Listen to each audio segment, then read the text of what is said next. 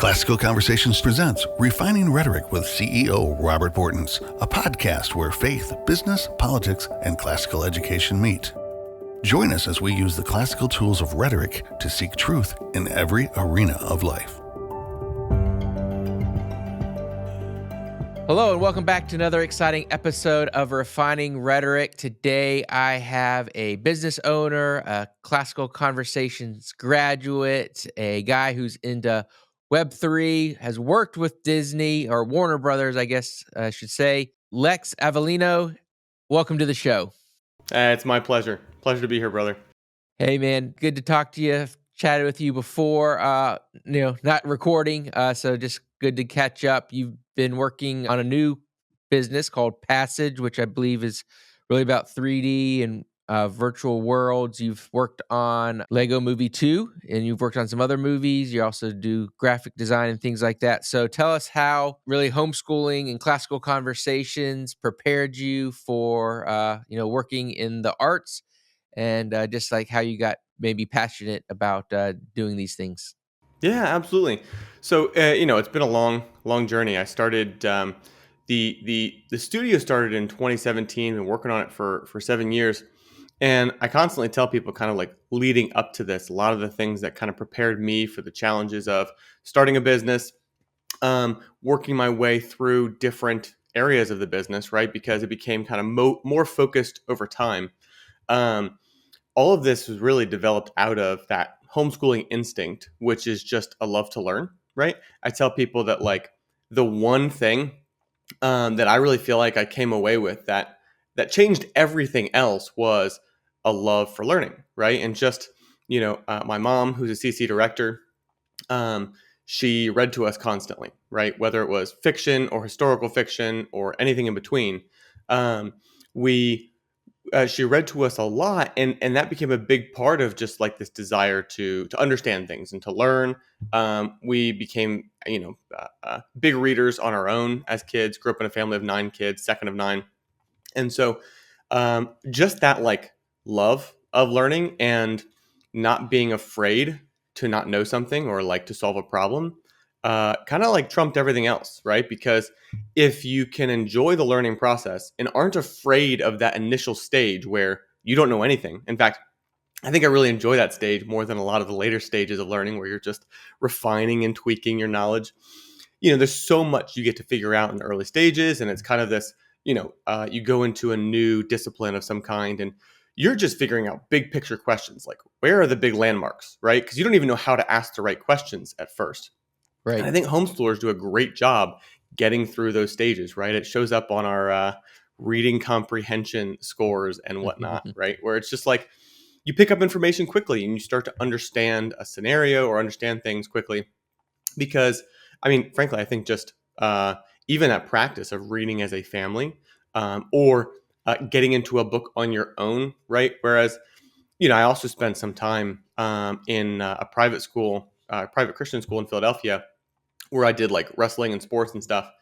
And I remember very distinctly the big difference between me and all the other non-homeschoolers in the classes that I would take were that everybody else has so many questions. And I was like, just give me the book, I'll figure it out. You know what I mean? Mm. And it's not a bad thing to ask questions, but it was just, I recognized that what a lot of people outside of the homeschooling community have is a scenario where they can always just ask somebody for the answer, basically, right?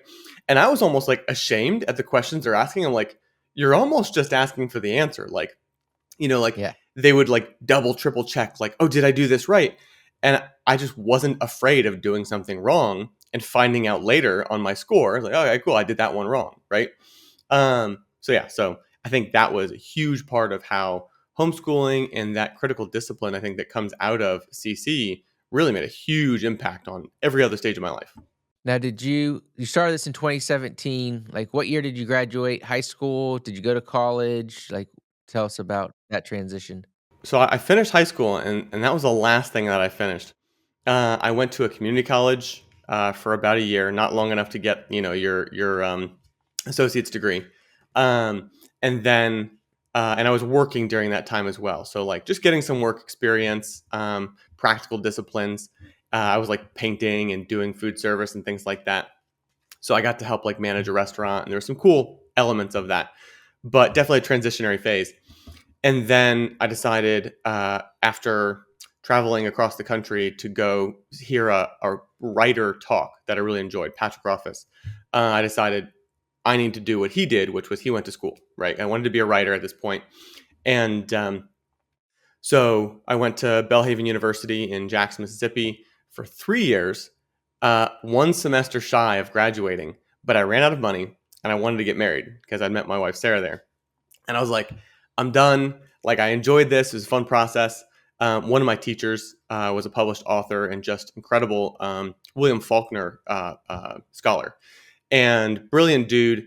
And it was like those personal relationships that were most impactful from college. But everything else was just like, honestly, I grew a lot just trying to survive on my own. Like, that was really, I think, the biggest thing I got out of that. But didn't graduate community college, didn't graduate real college, left and moved up to Virginia because that was where my family was from originally. And I had, my brother was there and things like that. But at the time I was doing freelance illustration and graphic design, right? So kind of very broad, when you think about design and art, how am I going to make money doing the things that I enjoy?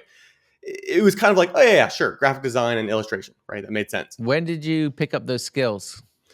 Shoot. I mean, so I started with probably, don't tell anyone, but a pirated copy of Photoshop, illustrating when I was like, probably, we're telling everyone just so you know. Yeah, I know. Exactly. When I was probably like 15, 16, resourceful homeschoolers with the internet, it just, that's how it worked out. But that was back in the Napster days. Yes, I have paid probably in the tens of thousands of dollars to Adobe, so I don't feel so bad. But it was like when I was 15, I started picking up some of those like digital design skills, working in Photoshop and stuff like that. And when I was in college, I continued to do some like freelance illustration work, but it was like on and off. I was still like waiting tables in college. And then I started coaching cheer and gymnastics. So it was like not really something that could support me yet, but I had some jobs. I bought my engagement ring with a check from an author I was doing some children's illustrations for. And so, cool developmental process, but like not really a serious thing yet. So when we moved to Virginia, again, waiting tables and doing some, graphic design, illustration work on the side, freelance. And then one of the waitresses there had a sister at a graphic design firm. And she was like, I'll connect you. Got a job at that place, which was awesome. And so it's finally doing kind of like what I loved for the first time ever. And it was really cool for a while until it just became soul crushing because it wasn't really what I wanted to do. It was a lot of corporate stuff.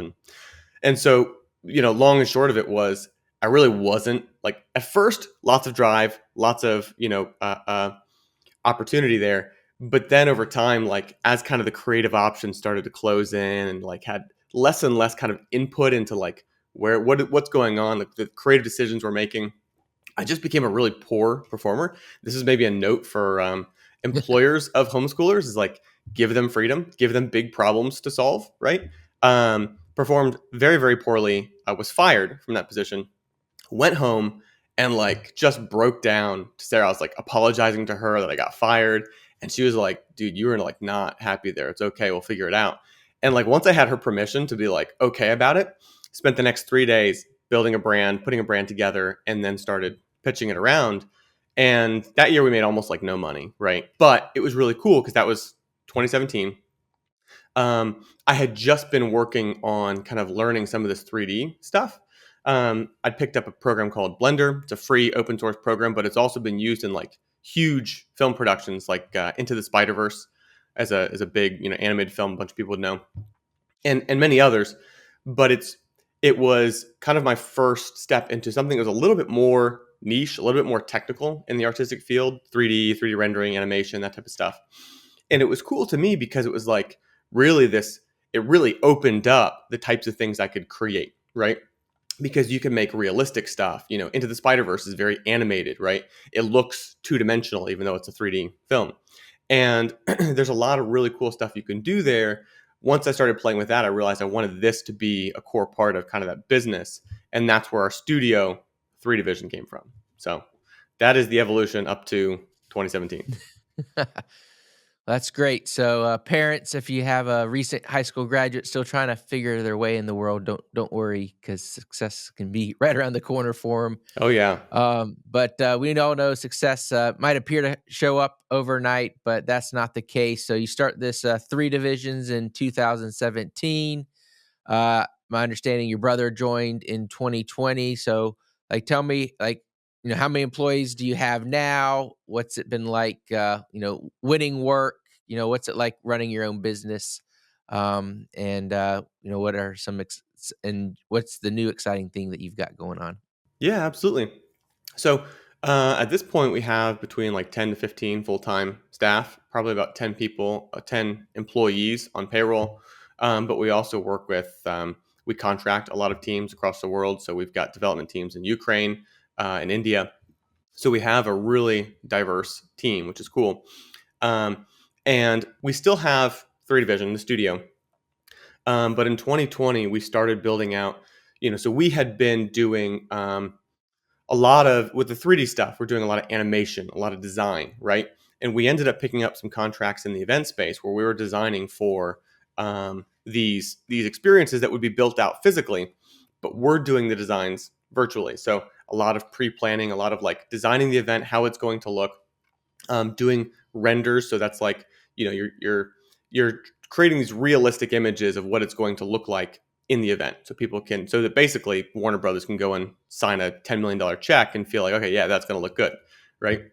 And they'd put these stuff on. We did a bunch of events that popped up on the corner of Hollywood and Vine in Hollywood, LA.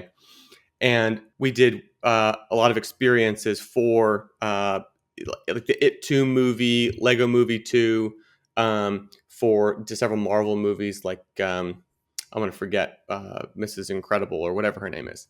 And so there's been a lot of like really cool moments that we've had working on creative productions. Also had a lot of opportunities in that time to basically say no to these big studios. We had some stuff naturally with like Warner Brothers where they wanted to do a project that like everything from, oh, that's just too violent, right? Like, not honoring the sanctity of life. Like, I don't want my artists meditating on this, for a long period of time. And we've got guys, so, we have a lot of staff who are Christian. We have staff who aren't Christian, right? But we do constantly foster a culture of, this is how we're going to spend our time. It's going to honor the Lord. And we're kind of bound by this, right? Like, I've been working 6 days a week, but not 7, right? For the last 7 years, it's been a lot of hustle. And so my wife can tell you, there have been very few Saturdays where I haven't been doing some kind of work, but always setting Sunday aside. My team knows that, our client knows that. So it's been something we've kind of tried to live out in the open. Then 2020, we're doing a lot of these virtual events I should say the design portion virtually for physical events. 2020 happens with all the COVID insanity. And none of these studios want to do physical events now, but all of my clients need to find a way to keep work going. And so we had kind of seen an opportunity. We saw a lot of these virtual events popping up, and it's like, it's a live stream, right? It's like, okay, cool. We have had this on YouTube. What is different about your live stream and a chat, right? It was the same formula over and over again. And so we started working on kind of our vision, having done work on a lot of these big events that pushed tens of thousands or hundreds of thousands of people through. We had a lot of sense of like, what is a fun experience, right? And like, how do you entertain, just human motivated design?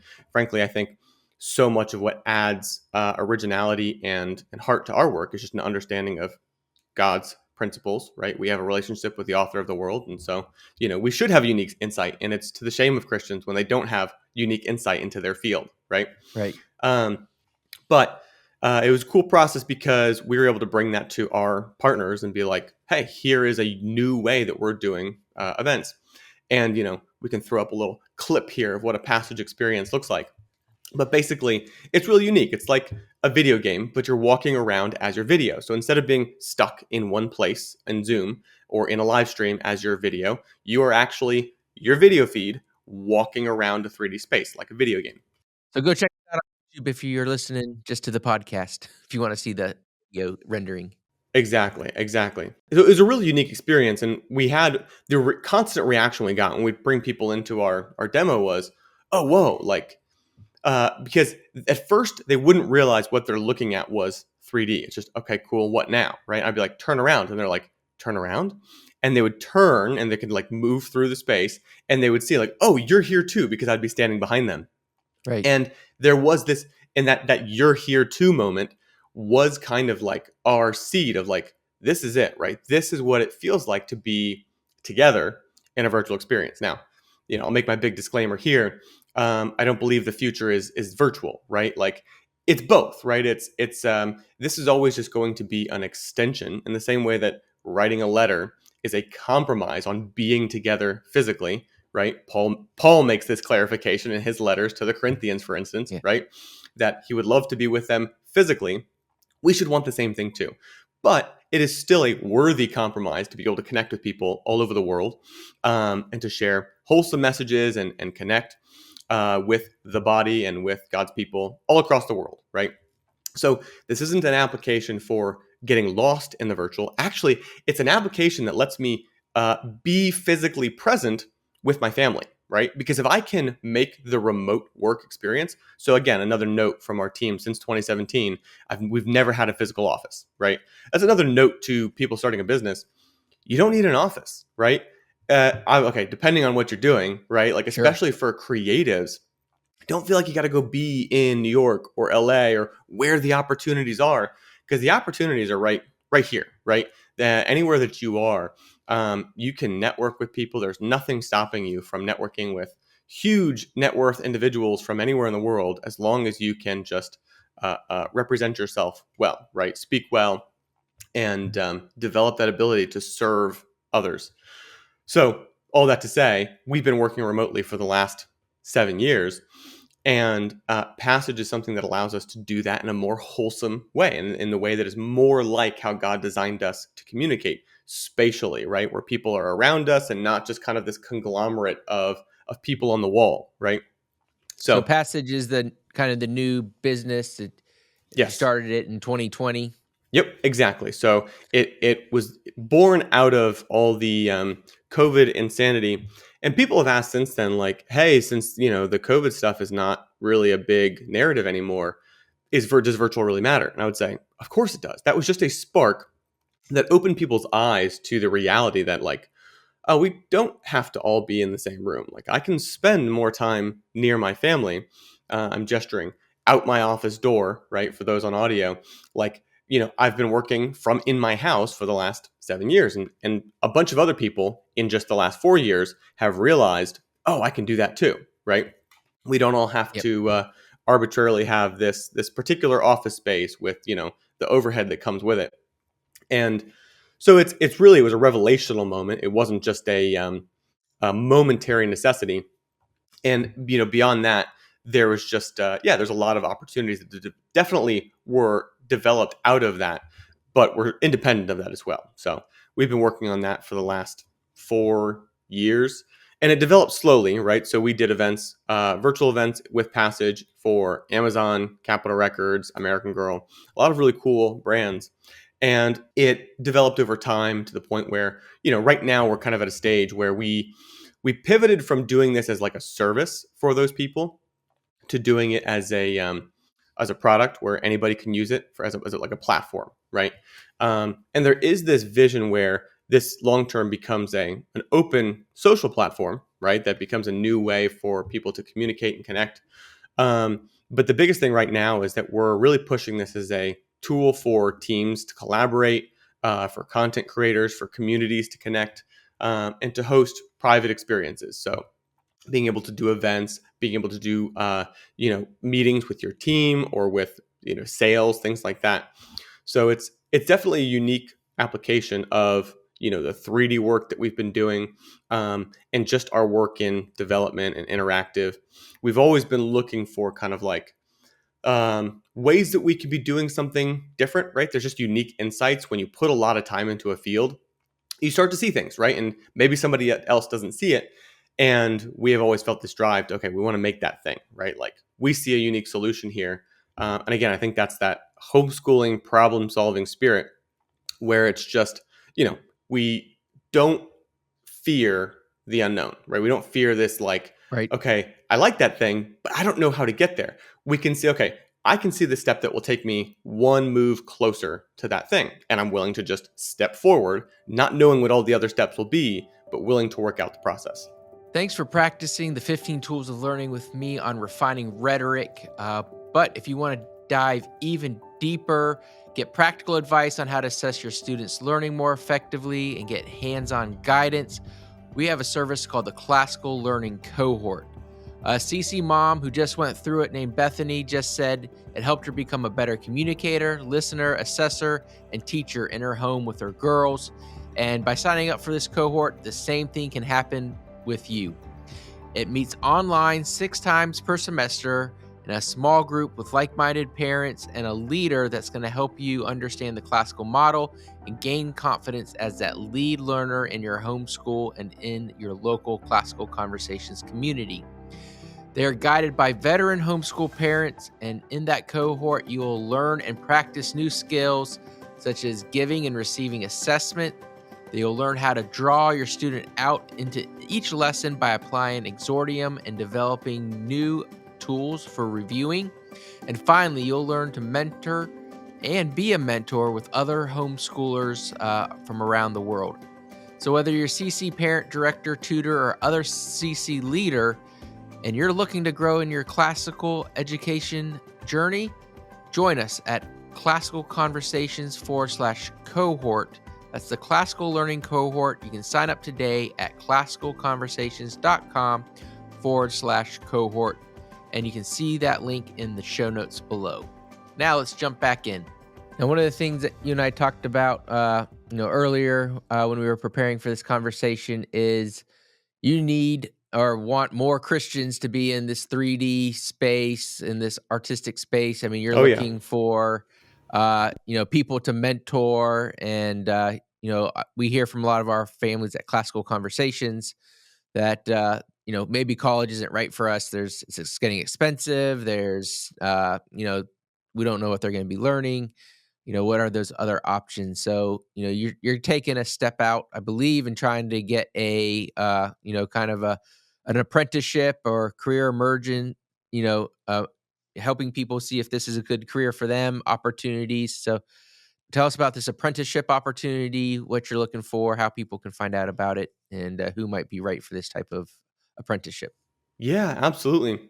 So for one, yeah, I totally agree. I mean, as I stated in my history, I never finished college, right? Like I learned a lot of good things, but it wasn't like a degree that helped me get to where I am now. It was just this insatiable desire to solve interesting problems, right? And so I think so much of the experience people need isn't being put down in this kind of like artificial environment in the classroom, right? Where it's like, okay, like now we're going to solve this out on the whiteboard. And it's like, no, I think so many people learn so much better in the apprenticeship environment, right? Where they're just working with somebody who's doing what they want to be doing. Part of the problem, even inherently, of the idea of college is that there are some things, some careers, some crafts that are constantly changing, right? Especially in technology, in art and media, where we are so dependent on technology. The problem is if you're learning from somebody who's been a teacher for the last decade, right? That probably means their knowledge, their industry understanding is a decade old, right? And so you're like a generation behind everybody else in what you're learning. And I've seen this firsthand. I mean, I've tried to recruit from Christian colleges, and I won't name names, but I'm working with these students and I'm like, oh, like you're learning from somebody who's using either outdated tools or outdated tech, or like, it's just interesting because I'm like, they don't come away from it with the ability to solve problems, right? They just come away with an understanding of what buttons to push. And so as soon as they don't know what button to push, they're thrown for a loop, right? And they have to basically start their education over again once they get out of school.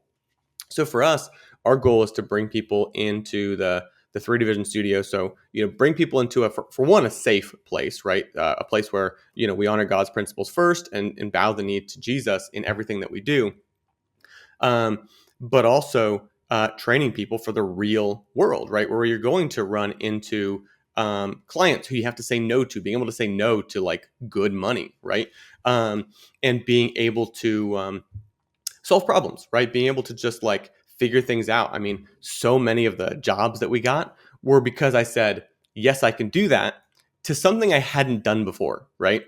Like, a new Classic VFX workflow. entrepreneur. Yes, we can. Right, exactly, right. And not, yes, I have, but yes, we can, right? Like, not that I've done this before, but I know I can figure it out. And so, I want people to learn in that environment where they get to solve interesting problems, right? And where they get to create something and really own the result of what they've made. The problem is that in so many areas, there isn't the fulfillment that comes from the creative process because you've just been handheld, the whole way. And it's not a problem you've solved. It's not your creation in so many ways. So, 100%. Right now, what we're working on is a series of cohorts. It's going to be a 7-week program, and we'll have these kind of enrolling opportunities where we'll probably have 2 cohorts open initially this summer, and 2 open initially in the fall. If those fill up, we'll open some more spots. But there will be a couple options for days of the week, and there will be options there for people wanting to get in at a more initially it'll be all entry level, right? So nobody needs any experience in digital art, design, or any of these things to get in. We'll bring you in from the ground floor. The applications that we use, like as a team, I mentioned, are free and open source, right? Blender is the 3D software that we're using. It's been used on huge movie productions, VFX workflows, lots of really cool things. And I'll say, just in terms of like the areas that we want to impact, learning this workflow, I mean, it gives people the opportunity to work in film, VFX, animation, product design, right? Because a lot of these products are designed and marketed from these 3D materials. This can go into product manufacturing or architectural design. There's a lot of different areas you can enter into from here. Game design is obviously a huge one. Creating characters for games, assets for games, building out levels, things like that. And so there's a lot of exciting areas you can get into from this. And we want to impact those areas with Christian values, right? So much of these fields, so many of the people that I've worked with in these fields, they don't have a Christian worldview. Christians in so many ways have stepped back from different areas of the arts, of media and entertainment. And we want to basically reclaim those fields for Christ and train people to be influencing those fields. We, again, like I mentioned, we've had big studios come back to us with revisions because we said no to a project, right? And so you can have, even in contract work, like you can have a real impact on the results, on what goes out to market. So this is where we want to help people to step into that, right? So step by step learning, and giving people the opportunity to figure these things out for themselves, but then also showing them like the work that we do every day, right? People participating in these courses, they'll be connected to our team, connected to our community, so that they have the opportunity to ask lots of questions, right? We'll have live sessions every week. We'll have one-on-one sessions with students and give personal feedback, as they're going through and creating their first 3D scene, their first renders, animations, things like that. And again, this 7-week course, it sounds like it's a introduction yes to the field. Like you don't need to quit your job. You could even be taking college classes and doing this the same time. Is it Absolutely. like 10 hours a week? What's the kind of time? Not even. I mean, it's going to be whatever you want to put into it, right? So, each session is an hour each week. You could easily spend, a couple hours each week on kind of like doing the homework, quote unquote. But it's going to be whatever you want to make of it, right? So like you can just kind of finish the assignments. I mean, like, because we'll be providing, we have the live sessions, but we'll also have basically tutorials, right? Recorded sessions for you to take home, right? And all of this is virtual. And you can basically follow the steps if you want to just create your scene and work on the pieces of modeling out. We're going to be working through a product render. So you'll model out your soda bottle, design the label, things like that. And you can just follow the steps, right? Or you can get creative. You can try new things. There will be kind of like bonus challenges that will help you do exercises for the different areas of like lighting, animation, modeling, and giving you the opportunity to practice. But again, it's going to be what you put into it. Very cool. What's the website people can go learn about that opportunity? Yeah, so we can put a link in the description for. We have a Sure. landing page specifically for CC students, CC grads, to see kind of the schedule that we have. And I'll say, if you want, look us up at 3Division, THREE division.com. That's our studio.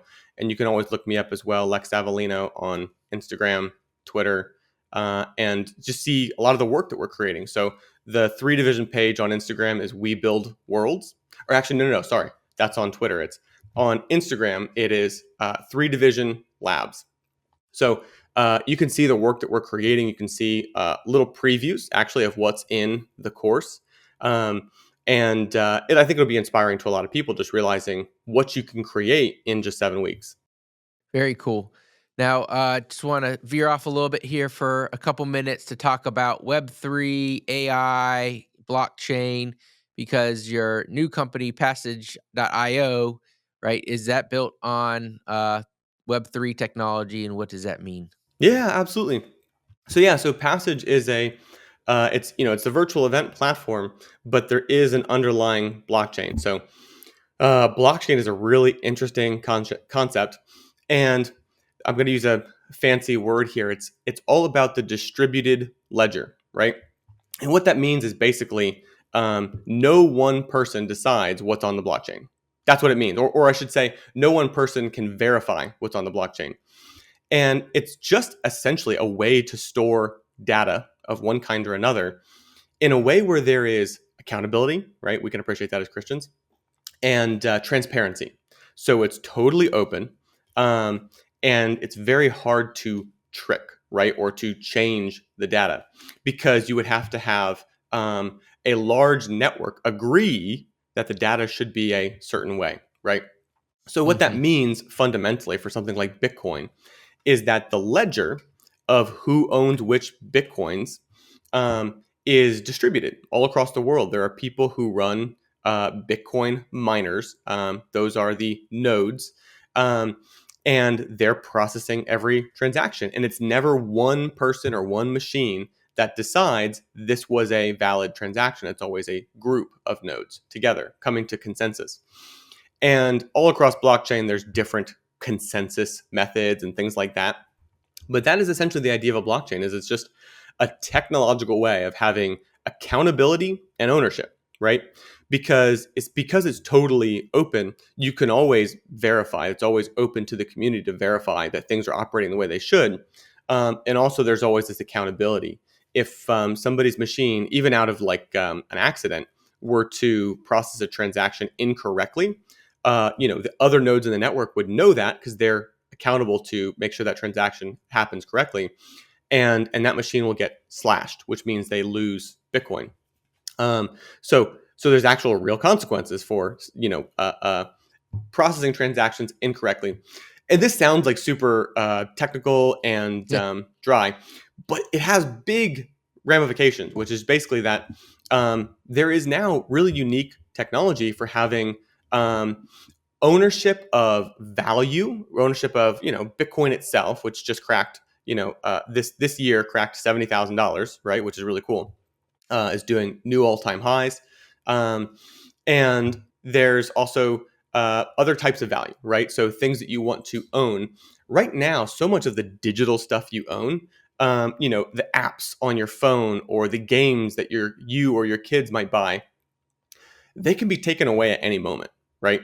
Because the thing you bought is a digital experience that is dependent on their servers, their services, right? And if at any point they were to say, and I'm sure we've all had this happen at some point, like, hey, we're shutting this thing down. It's like, well, I was paying $6 a month for that, or I paid, $200 for that program or whatever it may be.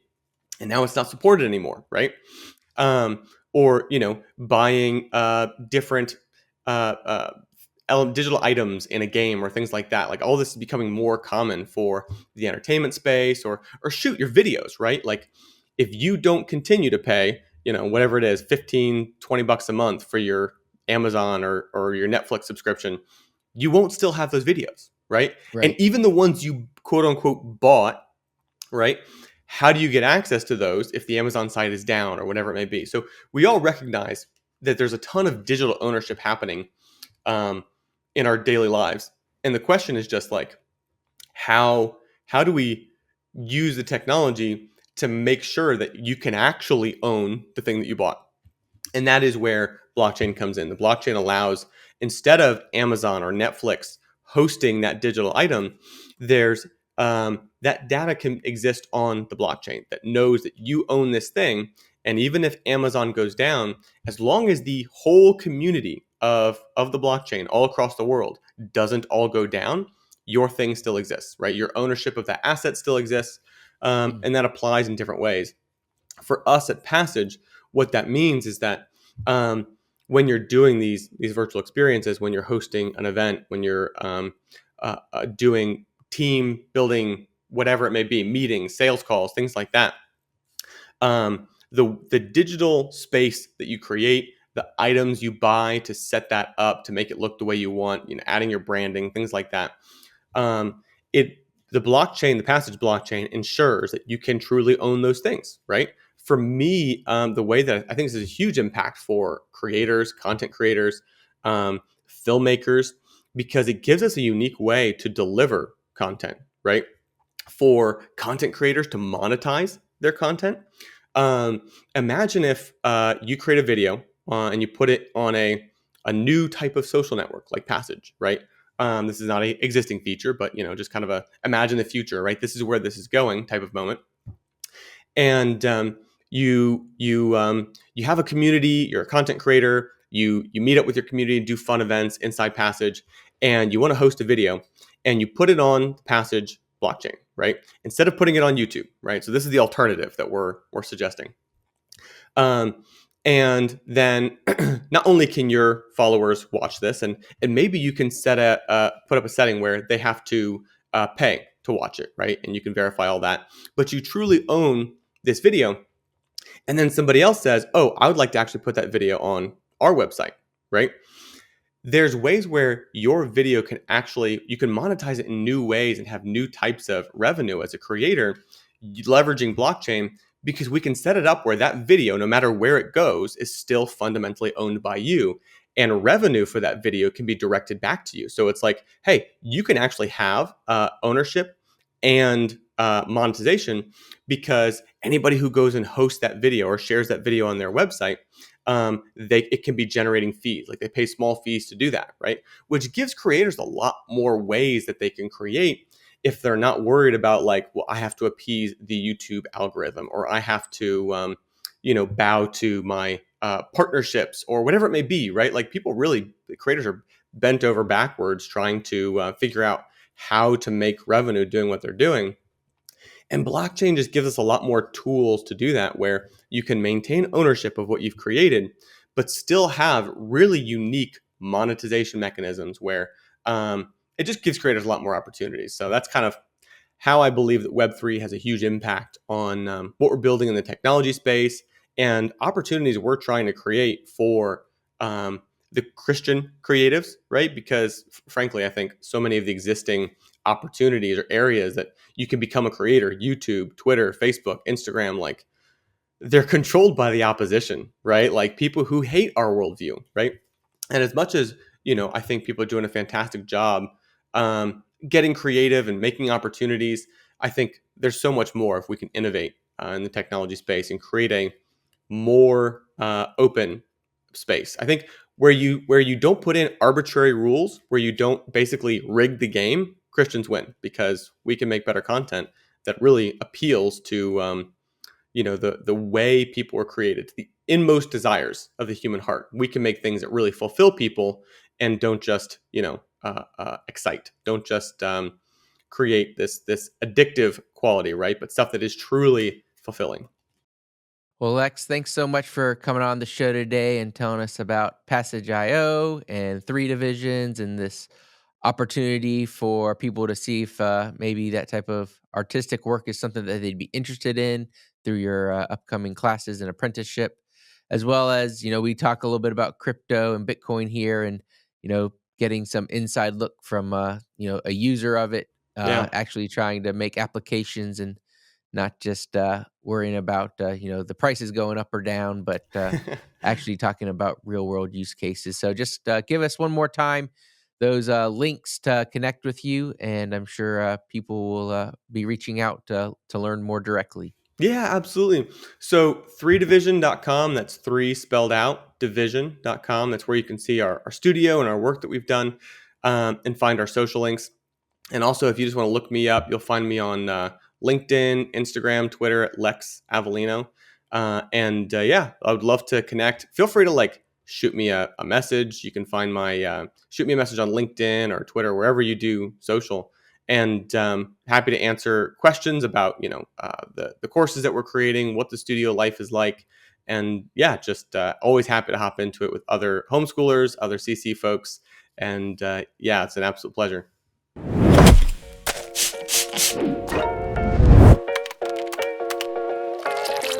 Passage is the tool for a new era of creator.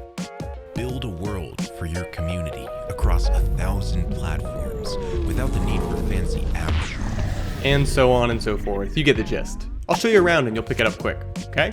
Okay, cool. Follow me.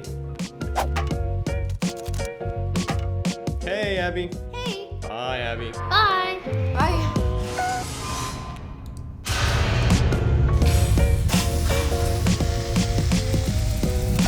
This way. Oh, this is a meeting for the Strange Clan team. That's a game building on Passage. I'll introduce you. Actually, I think this meeting is private. Give me just 1 sec. There we go. Hey, Lex, what's up? Hey, I'm showing Chloe around the factory. This is her first day at Passage. You should all connect. For sure. Welcome to the team, Chloe. Thanks. Has she seen Strange Clan yet? No, not yet. Can we bring her in? Sure. I'll send the invite. Perfect.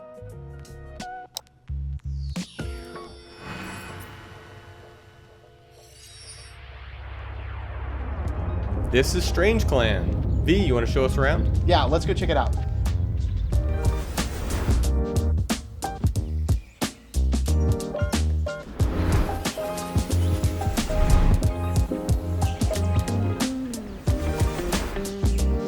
Hey, I was supposed to try setting up that event for this evening. Should I do that next? Sure, Wes can walk you through that. It's pretty easy. You ready? Yeah. All right. First, hit the Discover button on the left. Can I just drag stuff in now? Yep. Go for it. Cool. Thanks.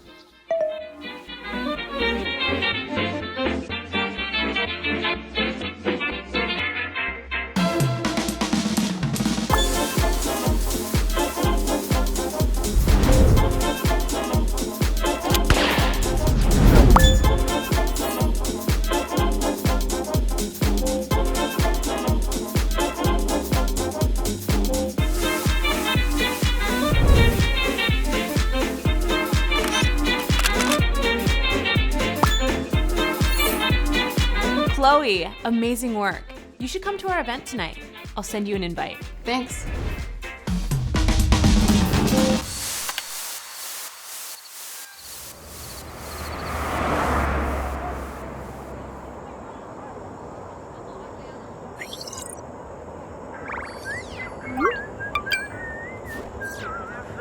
Always been afraid. Always been the one on the outside. Bring it out of me. Hold up. Always been the one to make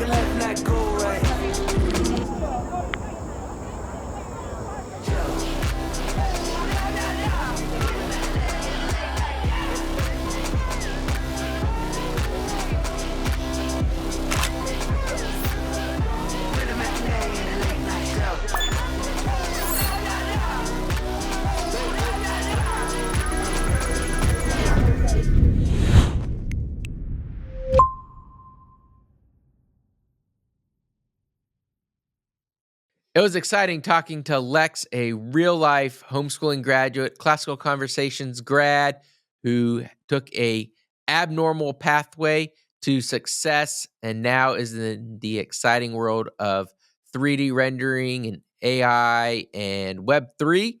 If you want to learn more about it, go check out his website. And to be notified about future episodes here on YouTube, you can hit the notification bell.